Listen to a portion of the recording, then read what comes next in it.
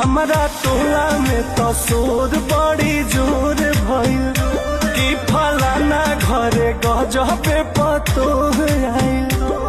आ पापा कहस हमर तो बदल गइल दुनिया।